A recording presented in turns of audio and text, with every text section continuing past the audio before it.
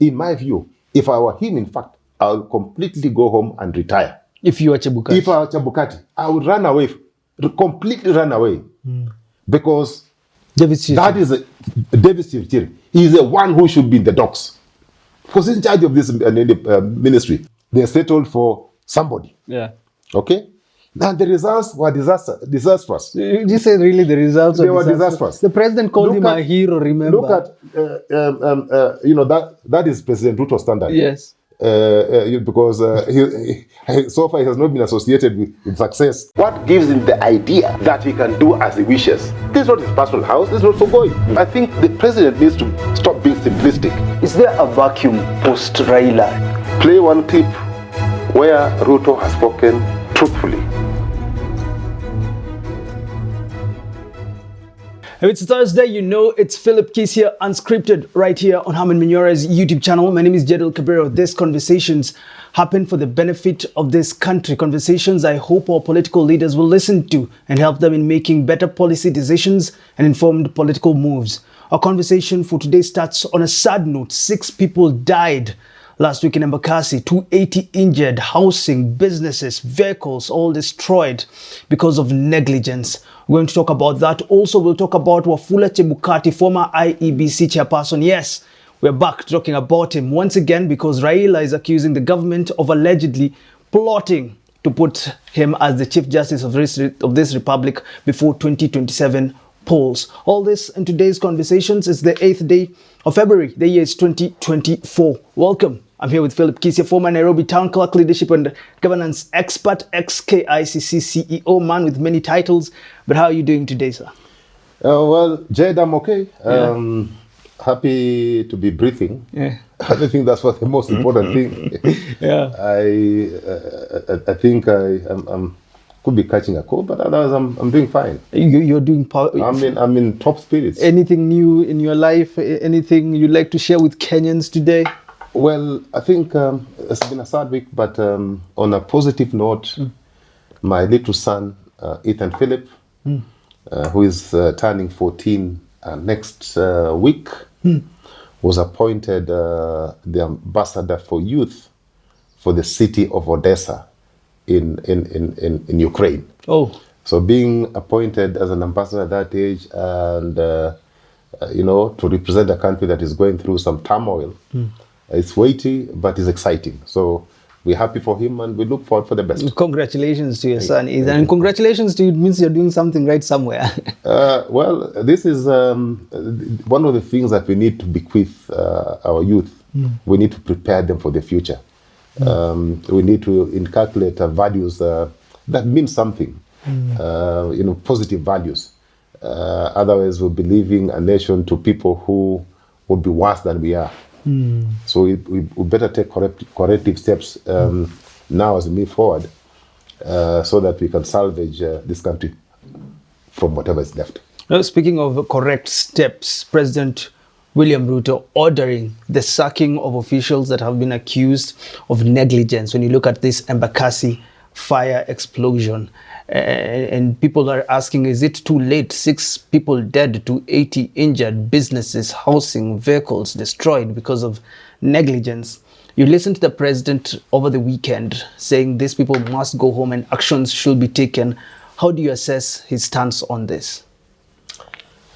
Jed, before even we dive into this matter, I want to pass my sincere condolences to the families of Kenyans who lost their dear ones in this disaster.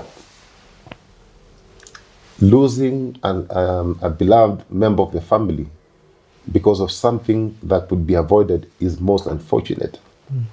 And it should not be happening in modern date time.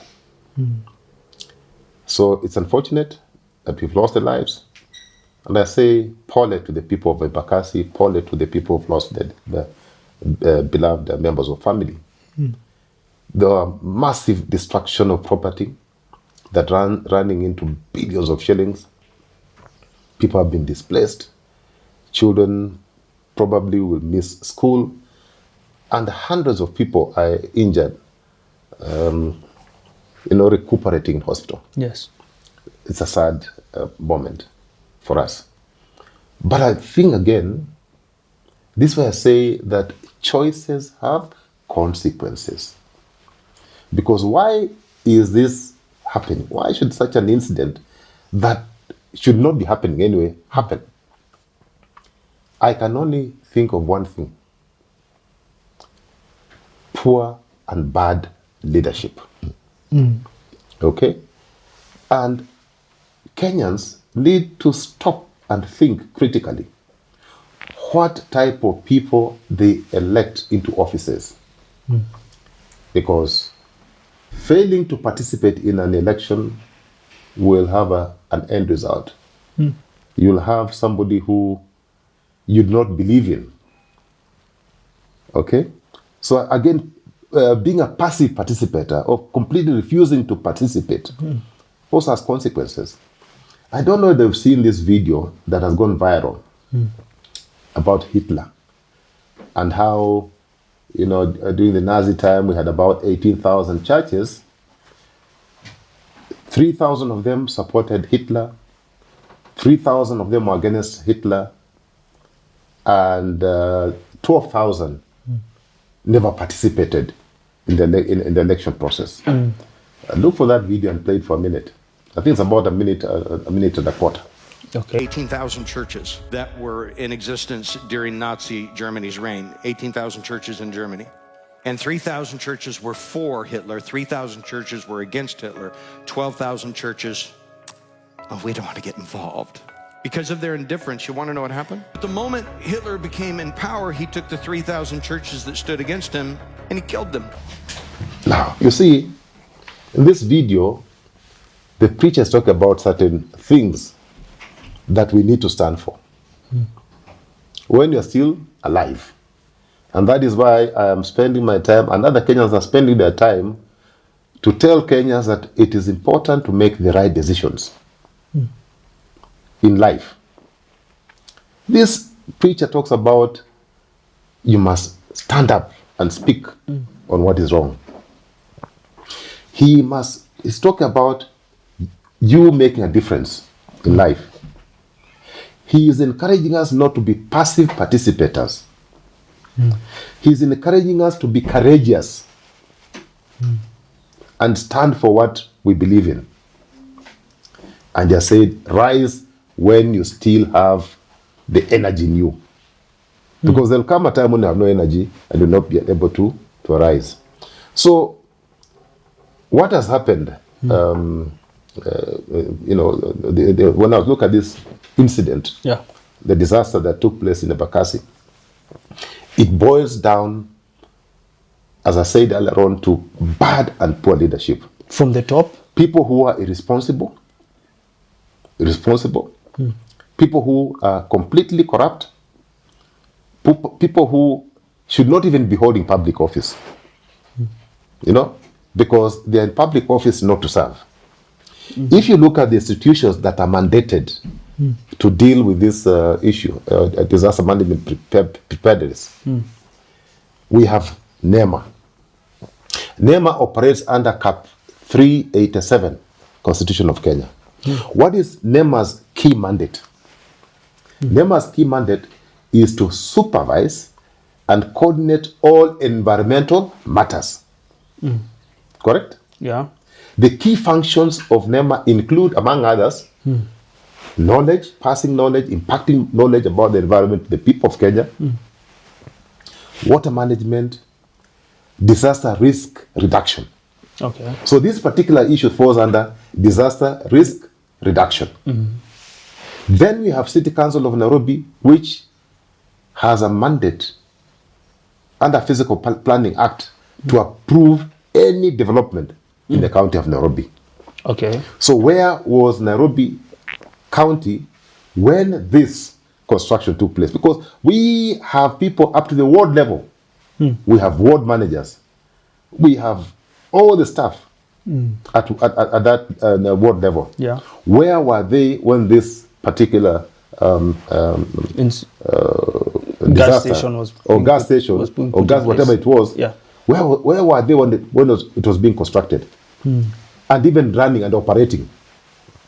Then we have this thing called EPRA. EPRA is only known when they come to increase our fuel price. That is not, I mean, that is one of their mandates. But we only know them for increasing what? Fuel prices. They operate under the Energy Act of, I think it's what, 2019, right? So they, they are supposed to deal with issues that relate to energy and gas. Okay? They are supposed to issue permits, licenses, modify, review, revoke. Yeah? Everything to do with energy. Anything to do with energy and gas. Are they doing it? No.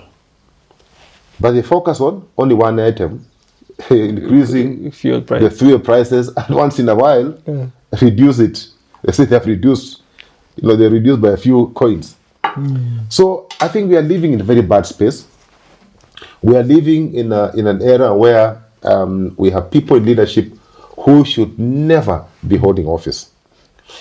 In a civilized jurisdiction, Jadiel, the first person, I heard the president talking about taking action, firing. That is my question. How can the president, I mean, sometimes I don't take my president seriously, and this is my friend. Because how do you react to a situation? People are dead. 6 Kenyans are dead, for heaven's sake. The action is being taken to some small little fellows. Because, you see, he has a minister for energy who is in charge of this IPRA state corporation. Yeah. Why has the minister for energy not made any statement? He has left it to IPRA. Now IPRA is supposed to be independent. But who should be held to account? The person who should be held to account is the minister for energy and the CEO of IPRA. Because you see, I'm sure those junior people file reports. They come up with reports, monthly reports, quarterly reports, and eventually annual reports. All these reports are filed to the CEO, to the board of IPRA, and to the minister in charge of energy and petroleum. Okay? So are they telling us that they never read these reports? Are they telling us that by some heavenly coincidence, that these small people acted on their own? So you're saying these NEMA officials that were arraigned in court, it should have included the cabinet secretary? The first person who should be in charge is a minister for petroleum and energy. That is David Chege. He is the one who should be in the docks, because he's in charge of this ministry and state corporation. The second person who should be in the dock is the CEO of EPRA.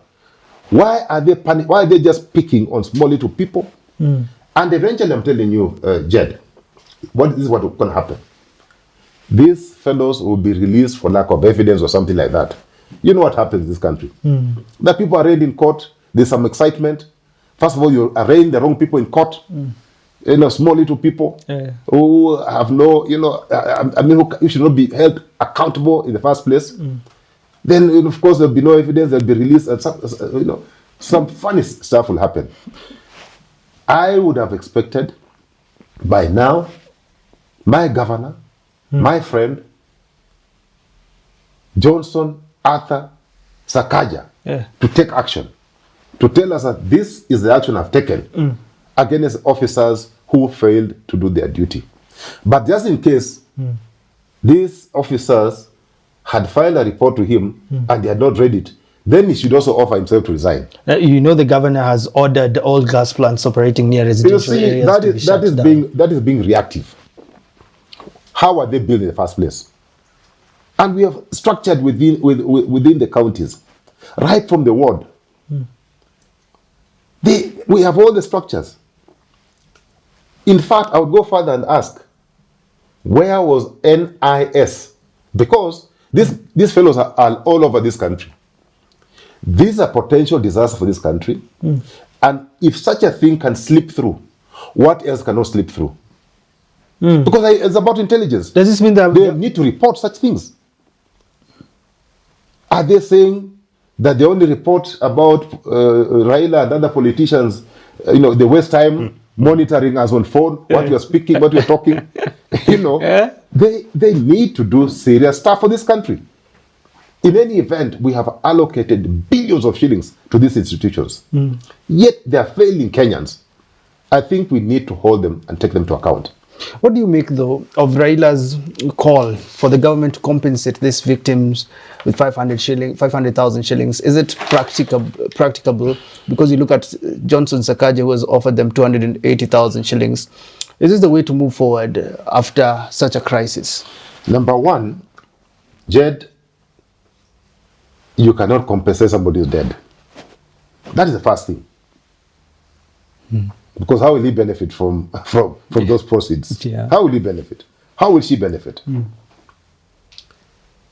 The thing that this way should be talking about is how to avoid such a situations happening.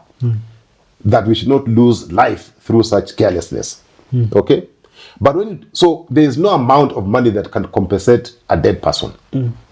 Number two, I feel that these amounts are very inadequate. We have a government that is living in largesse, that is spending money on things that don't matter. In my view, if Ruto was a serious person and he loves the people of this country, and he loves hustlers, and he loves the poor people, the people of Embakasi fall in that bracket. The national government should give each person 1 million shillings. National government. EPRA, who are making billions of shillings through this, they should be making what? Contribute 500,000. The county of Nairobi, 500,000. All other agencies involved, 500,000. We are talking about cushioning these families from the loss of property, and just cushioning them to take care of probably those who have passed on, have left families, they need education, and so forth. So the amount that my party leader Raila is talking about of 500,000 is inadequate. Completely inadequate and must be reviewed. And I'm hoping that when President Ruto comes back from Japan, he'll have good news for the people from Embakasi. I'm just praying that he'll have some good news for once. Raila is underquoted on this one. On this one, I think he has failed me. But what do you think about Johnson? Being modest. What do you think about Johnson Sakaja, Edwin Sifuna, accusing the governor of failing to provide leadership? 200,000 shillings, 280,000. He says, I can refund you that money and I'll give them more. Is this showing a broader case of incompetence within Nairobi City? Are you saying, I didn't get you right. Are you saying that my governor has offered 280,000 per family? Yeah. Or 200,000 for the victims? For the victims. Yes, 280,000. I think that is a lack of respect and an abuse. And if that is what, I'm just praying that he has been misquoted. It is 200,000 for the victims. 200,000 Yes, that's what he said. I think Governor Sakaja now needs to be called for who he is. Okay? 200,000 is nothing. It is not even able to cater for funeral expenses. And we know that. So maybe he was misled, or maybe, I don't know, I don't know. But really, Governor Sakaja needs to review that amount very quickly and offer an apology to the people of Nairobi. Because 280,000 is peanuts, is nothing. This is money they spend in one day eating mandazi. But my question was, does this show incompetence? When you look at this case of gas leak, is this a broader way of showing that Johnson Sakaja isn't suitable enough to be the county boss? You see, it's systemic. I will not just blame Governor Sakaja, because we voted for Governor Sakaja. I think we should blame ourselves. You go back to we knew his competencies. Yeah. We knew what he can do, or what he is unable to do. But we said he's the best that we had. So we voted for him. So now with his weaknesses and his faults, we have to work with him. Yes, it boils down to incompetence. It boils down to poor leadership. It actually just shows that people are not serious with the jobs that they look for. They look for those particular jobs for their glorification, for other things that I don't want to mention. Okay?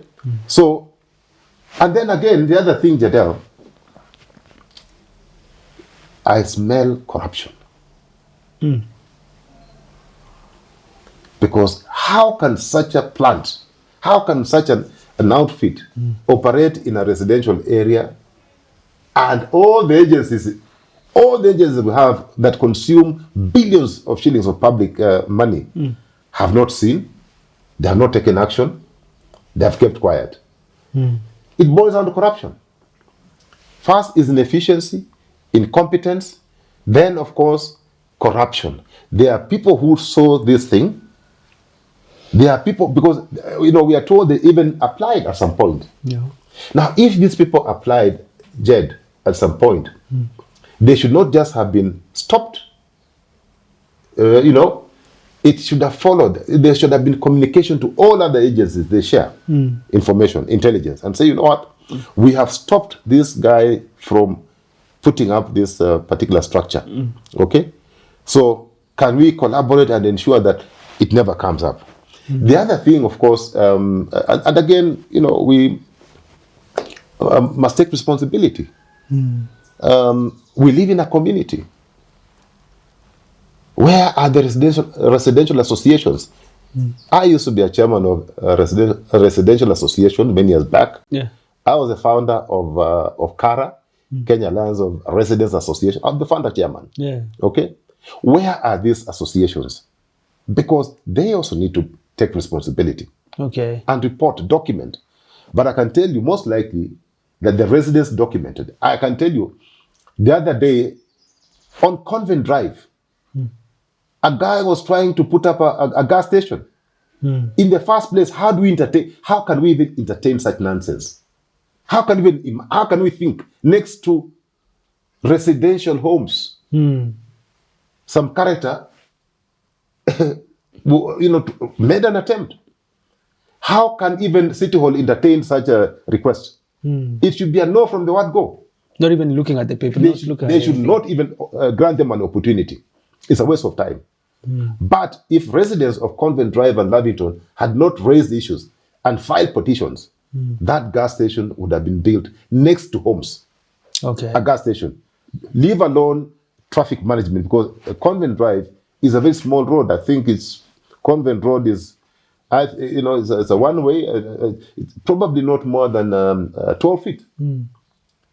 Therefore, you can imagine the amount of traffic. Yeah. Leave alone the potential disaster. Okay. So I think really people need to be serious. We need to get down to work. And stop getting into public office to enrich ourselves. So what next, if you're asked, PK, after this, what next? How can the government improve credibility, accountability when it comes to these businesses being set up? And also balance the need for economic development. Some would say if Sakaja has ordered these gas plants to be shut down, what does this mean for these businesses? You see, you're talking about how can the government be credible. How can we are working with most county governments that are not credible, that are full of incompetence. We are working with the national government that is not serious. We've seen their priorities upside down. So Jadiel, I don't even know what you're talking about. But let me say this. The first thing that we must do is to quickly carry out an audit of these operations, very quickly. And these agencies have the capacity. Because you see, if you just shut down somebody and you have already licensed them, he has been licensed by the county, he has been licensed by all the other agencies, they'll go to court. And the court will make a determination based on evidence. How can you grant somebody all the necessary, unless they're operating illegally, then you can shut them down. But where all the necessary approvals have been granted, we need to re-audit the place. And if they don't satisfy our safety levels, then they must be not only closed immediately, but those operating should be charged on criminal offenses, because they have the potential to create a disaster that can end up causing loss of life. But I would say this as a solution, what I would recommend. By the time my administration was leaving office, and I must say, Jadiel, I was only there for 36 months. One of the things we did was we worked with JICA through the government of Japan, and we left a plan. It's called the New Plan. Nairobi Integrated Urban Development Master Plan. That my friend Kidero, when he found it, he decided to publicly launch it because, I had not signed it off. Yeah.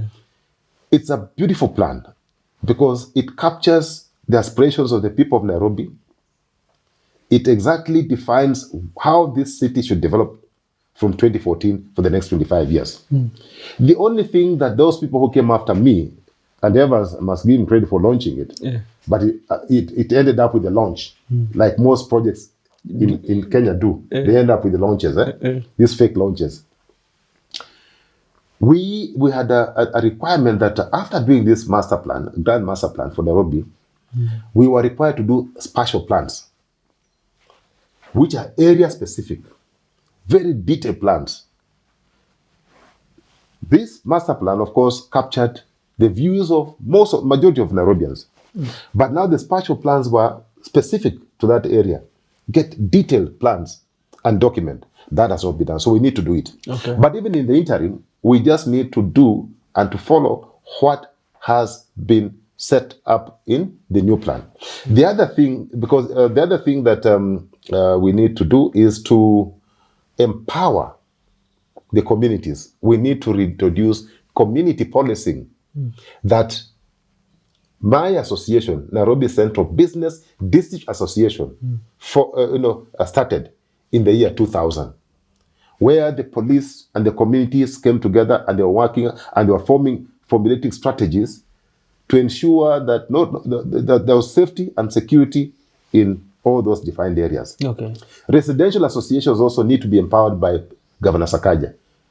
They need to be recognized. There should be an act recognizing residential associations and empowering them. Finally, we do have disaster management programs and documents. Can we, for heaven's sake, ensure that these things are done and they're implemented? Okay. It's as simple as that. And we will not have this kind of disasters if the county government works with... If people work, if people are not there for glorification, personal gain, and just to corruptly acquire wealth, if we start exercising, practicing servant leadership, serving the people, I can tell you we'll have a better place to live in. I want us to switch gears, talk about some politics here with Raila Odinga accusing President William Ruto of plotting to impose IEBC, the former chairperson, Wafula Chebukati, into our judicial system. Says the first step is to put Chebukati and Ahmed Hassan into the Court of Appeal and then promote him to become the Chief Justice of this Republic before 2027. Is there a problem with Chebukati? Let me start with that. Is there a problem if Chebukati is appointed in our courts and becomes CJ later in the future? Do you have a problem with that? You see, I cannot have a problem in any competent Kenyan being given a chance to provide leadership at whatever level. I've never had a problem with that because Chebukati is a Kenyan. You heard my friend Musalia say that he should be given a chance. I have no problem. Yes. My question is, what is his history? Does he inspire people? Is he competent? Does he have management skills that are sound?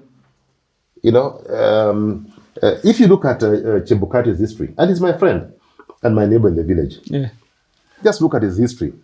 Because look at where he came from. Experience is not bought. Experience is gained through working. He was just running a law firm.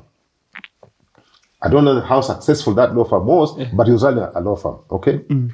Then he was given this huge responsibility of managing IEBC. I will blame the people who gave him that responsibility. If you look at records, my friend Wafula may not have been the best that we had, but he was a compromised person, okay? So they left the bests, 1, 2, 3. They settled for somebody. Okay?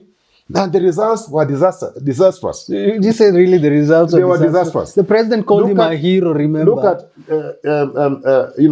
that is President Ruto standard. Yes. because so far he has not been associated with success and things that are transparent and things that are, So you say, call him a hero, but that is his own view and he's entitled to his view. Okay. You look at this man's history. We had Connie Maina as a deputy. Connie Maina and other colleagues resigned on account of man not being a team player, on account of incompetence. Then we had this Cherera team 4. I'm not saying that they are the best. Yeah. But again, they accused him of the same things that Connie Maina had accused him. He's not a team player. He lacks management skills. He's incompetent. Okay. Then we have this other lady called Akombe. Akombe, yes. Akombe. Yes. Screaming from Europe saying, this guy, man, has issues. Then we have your own CEO, Chiloba, and they come from the same village. Yeah. They couldn't work together. Now, a man who cannot even work with his village mate is a problem. So he does not have a history of success, of inspiring people, of developing teams. And therefore, in my view, if I were him, in fact, I would completely go home and retire. If you are Chebukati? If I were Chebukati, I would run away, completely run away. Because, that office that he occupied gives him a lot of benefits. Why does he need this? He is moving from a frying pan to fire. He is, he almost got into serious problems there. Yeah. Now he wants to become CJ. He has not spoken. But if I were to advise him, I will ask him to run away from this job. In any event, we still have an occupant. What mistakes has CJ Kwame made so that you want to replace her? You want to replace her because she's a lady? For the first time we have a lady, I think she's doing a fairly good job. She can do better. What we need is to support her and not to start working for her removal. Kenya is not stupid. You want to put a puppet in the office so that you can manage.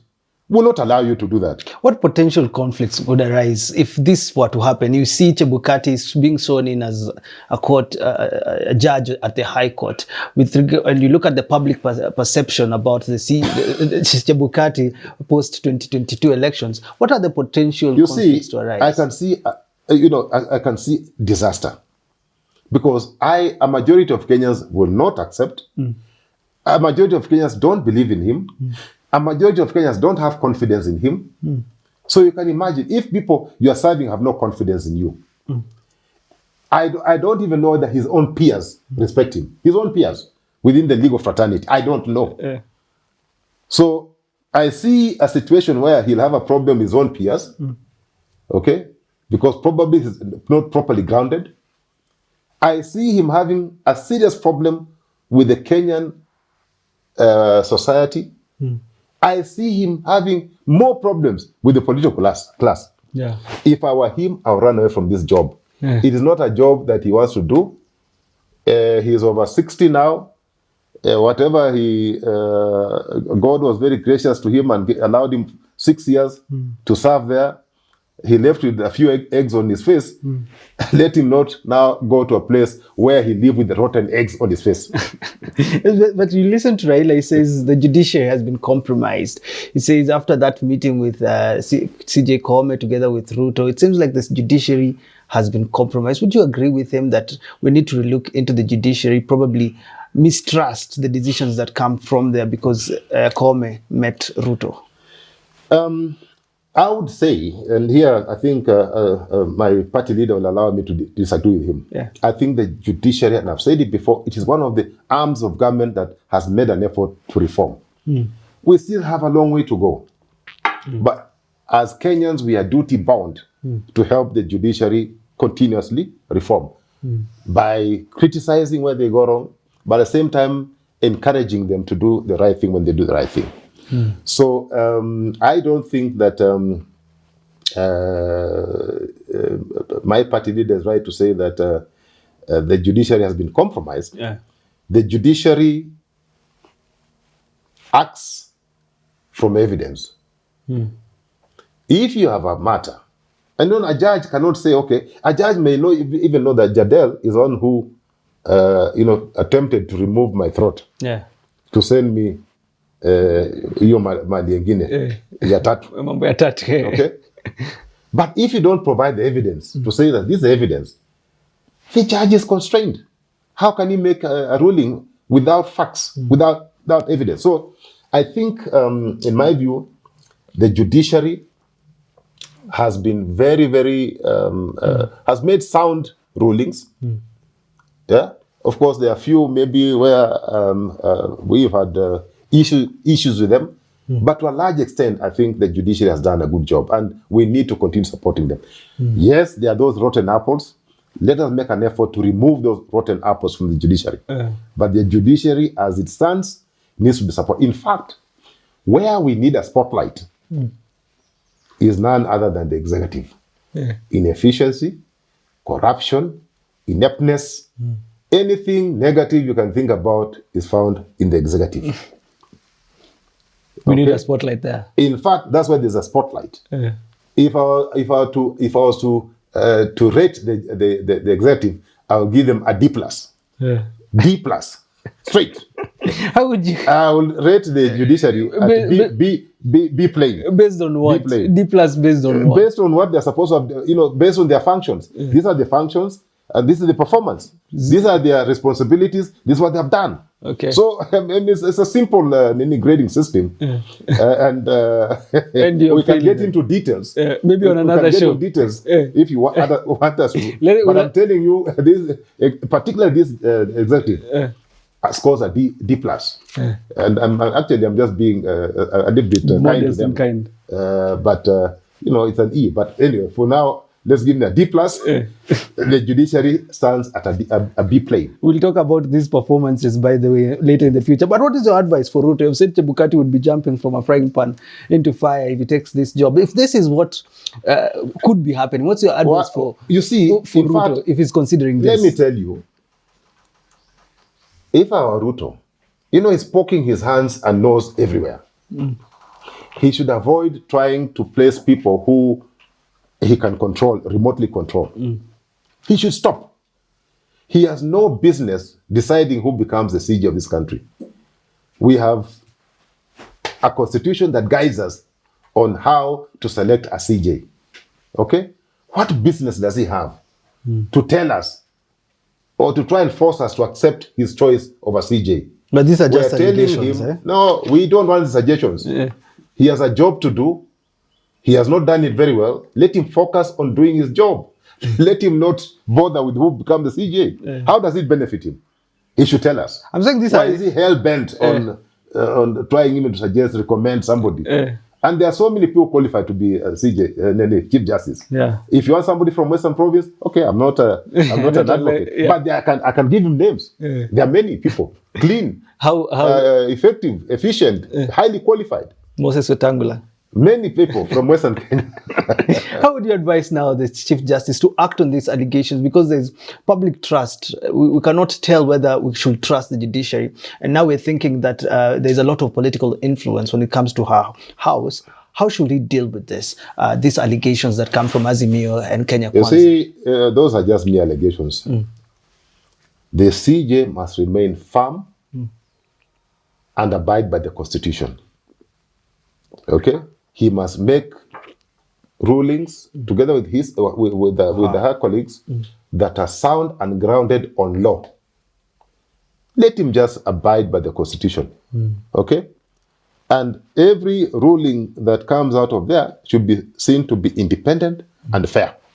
Simple as that. Yes. Thank you so much for tuning in to Philip Kisia Unscripted Conversation about our county, conversation about safety, regulations, and the Chief Justice of this Republic. Is the judiciary influence? What do you think? Do you agree or probably find some truth in Raila's allegations with regards to Chebukati being put there before 2027? Let me know in the comments section. Final word from Kisia. This time, are you inspiring us to keep hope alive? Oh, Kenyans, I know you are at your lowest, but there's hope. And let's keep hope alive. All right. Thank you for tuning in. Until we do talk again, congratulations to your son, Ethan, from the Nairobi View fraternity. But thank you for tuning in and have yourselves a lovely rest of your day. What gives him the idea that he can do as he wishes? This is not his personal house, this is not for going. I think the president needs to stop being simplistic. Is there a vacuum post Raila? Play one clip where Ruto has spoken truthfully.